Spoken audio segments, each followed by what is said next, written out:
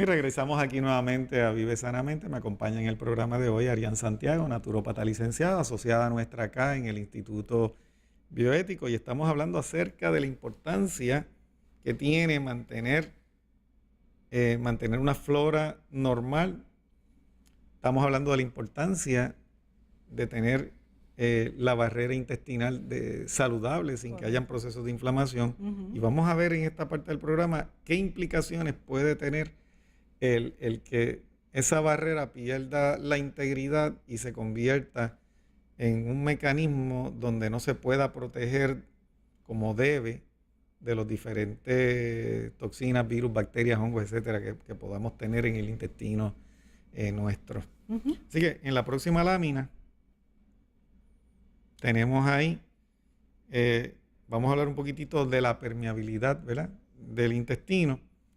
Y dice ahí que el incremento de la permeabilidad intestinal supone, ¿qué dice allí?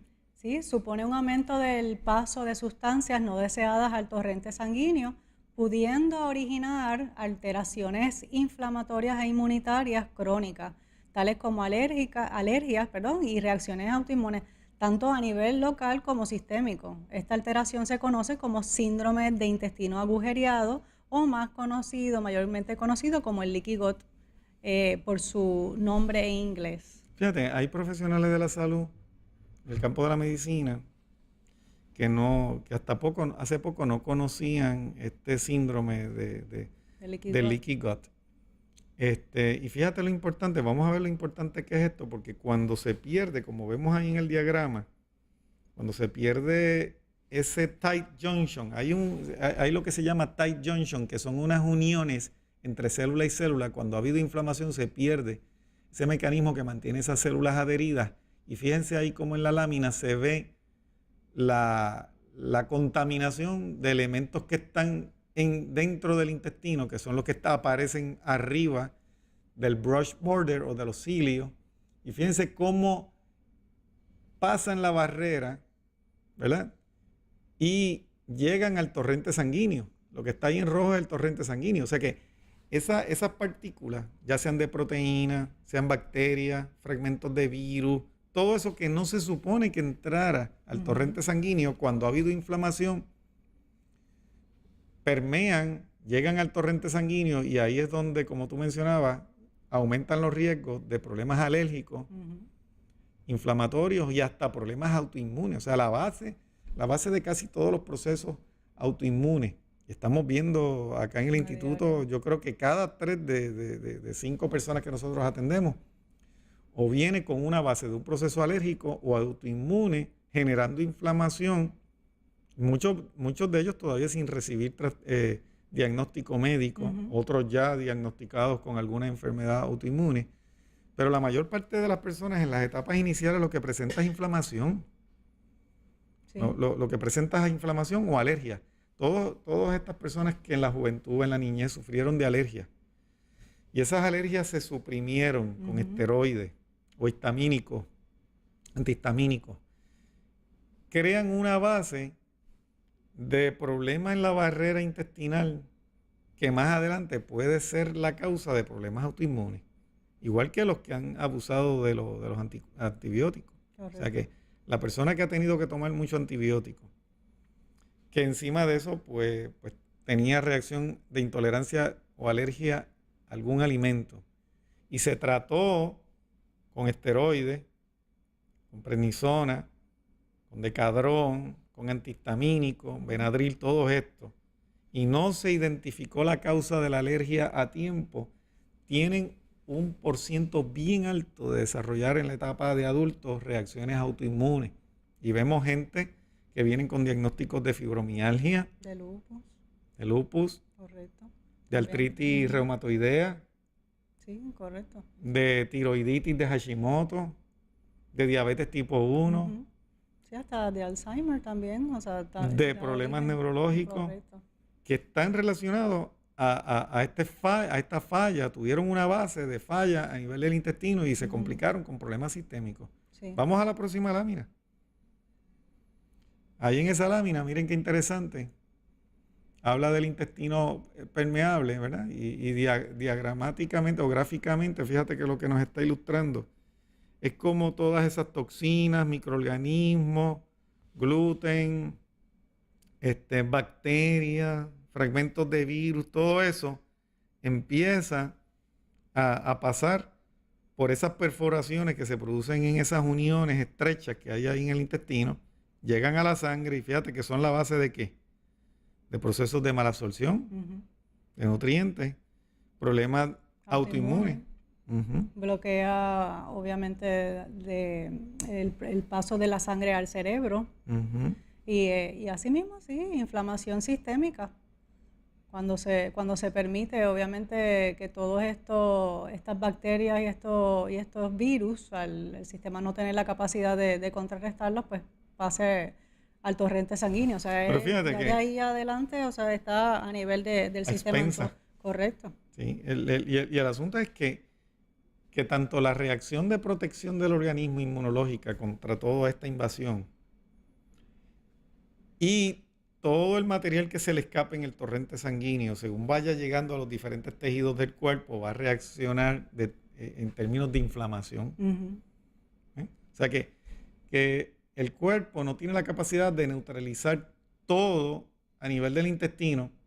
Y fíjense que cuando el cuerpo hace un intento por neutralizarlo agresivamente, entonces se producen las colitis, se puede producir el mal de Crohn, la enfermedad de Crohn, se puede producir un síndrome de colon irritable, y la persona a través de esas diarreas que muchas veces experimentan estas personas, lo que está tratando es de deshacerse de los patógenos y de las sustancias para evitar que entre la mayor cantidad de ellas a la sangre. Pero fíjense que con todos los intentos que hace el cuerpo de evitar que entren al corriente sanguíneo, siempre van a entrar sustancias de estas tóxicas al corriente sanguíneo que van a hacer que el cuerpo entonces desarrolle anticuerpos, desarrolle inflamación y actividad que puede llevar hasta la formación de anticuerpos en tejidos donde se infiltraron muchas veces proteínas de origen animal, proteínas de estas que son sumamente difíciles de digerir, proteínas del gluten, proteínas como la caseína, la lactalbúmina de la leche. Todo esto se va a pasar a través de la sangre a los tejidos, y en los tejidos, ¿qué va a suceder? El sistema inmunológico va a desarrollar anticuerpos, va a atacar estas proteínas, estos residuos, y va a generar inflamación. ¿Ve? Entonces, en las personas que esa inflamación ocurre a nivel muscular, aumentan los niveles de ácido láctico y otras sustancias, y entonces van al médico y son diagnosticados con fibromialgia. Sí, cuando esa inflamación se originó desde su alimentación. Y allí empezó en el intestino.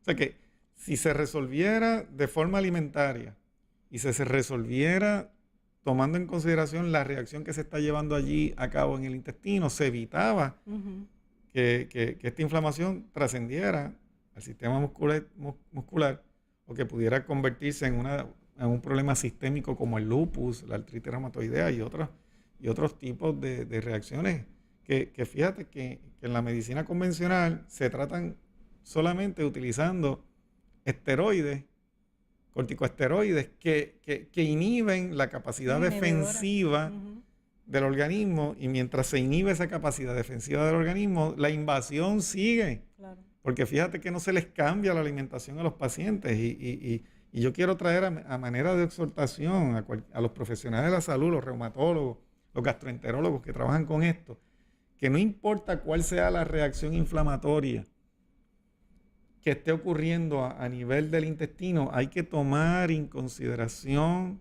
lo que la gente está comiendo. Sí, lo que lo está originando.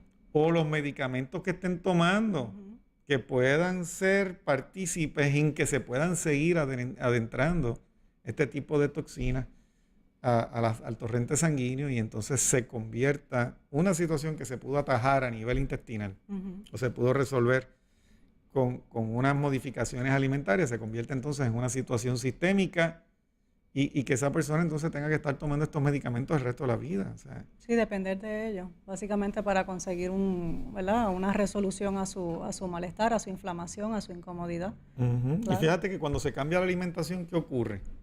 Sí, es automático. Dentro de ese proceso se desintoxica y las inflamaciones alivian y bajan automáticamente. Una vez la inflamación sistémica, primero hay que corregir la inflamación a nivel intestinal. Ujú. Y después hay que trabajar con todos esos desechos que pasaron a la sangre, llegaron a los tejidos, a los músculos, al líquido sinovial de las articulaciones, para que entonces el cuerpo allí ataque eso o el mismo sistema inmunológico ataque. Y en la medida que se acabe con el elemento extraño que el cuerpo está atacando, inflamatorio, que generalmente es proteína o algún otro tipo de toxina, o residuos de virus, de estos virus que han tenido las personas, o fragmentos de virus que entraron a través de las vacunas. O sea, en un momento dado, cuando el sistema inmunológico ataca eso, es que genera estas inflamaciones. Si le damos las herramientas para que el cuerpo desinflame, para que a través de un tratamiento considerando ayuno de todas esas sustancias que hicieron daño, inflamaron, Comienza a entonces el regular. cuerpo tiene la capacidad de lidiar con eso a través de los tratamientos que le damos al paciente, las enzimas digestivas que se trabajan, no solamente para mejorar la digestión, sino para mejorar la inflamación a nivel de tejido, y vemos cómo va bajando la sedimentación en la sangre, Correcto. cómo los factores de la proteína reactiva se va bajando, y cómo todos los parámetros de lupus y todas estas enfermedades se van corrigiendo. Ujú. Pero hay que entender, tenemos que entender, y la persona que viene a buscar ayuda con nosotros tiene que entender que la clave está en la alimentación. Sí. Si no se toma en consideración la clave de la alimentación, ¿qué sucede?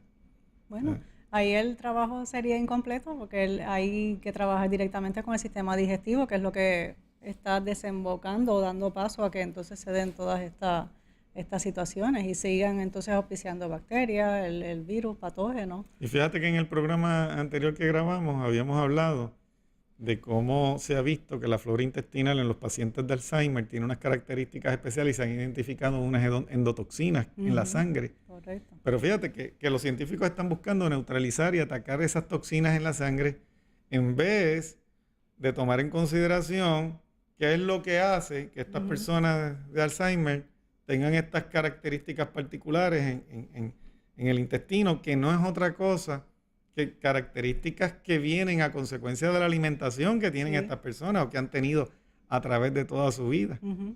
Es ¿Eh? cierto. O sea que tenemos que volver al sistema digestivo. Tenemos que volver a restaurar la integridad y la funcionalidad del sistema digestivo. Vamos a la próxima lámina. En la próxima lámina vamos a ver ahí, señor director, si nos puede hacer un poquitito de zoom out. Vamos a ver ahí claramente cuáles son esos factores que afectan la membrana intestinal, y tenemos ahí el estrés en uno de ellos. El estrés, los patógenos, Ujú. genetic susceptibility, eso básicamente es la susceptibilidad que viene desde los genes, La predisposición básicamente. familiar. Claro. Que eso es algo que vemos en el IRI. Si vemos que la persona, cuando nosotros le decimos aquí que la persona tiene una constitución fuerte, quiere decir que puede que enfrente mejor la situación, pero también va a ser más reactiva. Va a Correcto. ser más reactiva. ¿Qué más tenemos por ahí? Y la alimentación, obvio, la ingesta de medicamentos o antibióticos, todos alterando lo que es la microbiota, ¿verdad? Que forma parte de la barrera intestinal y asimismo dañando la capa epitelial. Y fíjate que cuando que está en rojo ahí, cuando se Correcto. daña esa capa epitelial del intestino, mira lo que ocurre de ahí para abajo. Daña asimismo la respuesta del sistema inmunológico y por ende entonces vemos enfermedades inflamatorias como lo que se mencionaron originalmente, la colitis ulcerativa, la enfermedad del Crohn's o el Crohn's disease y enfermedad celíaca. Ujú. Y fíjate que a nivel metabólico también tiene cambio, porque fíjate que las endotoxinas afectan el metabolismo y pueden influenciar en la diabetes y en la obesidad. Ujú. Así Y es. también hacia otros desórdenes sistémicos, que son esos que hemos estado hablando, como las enfermedades autoinmunes.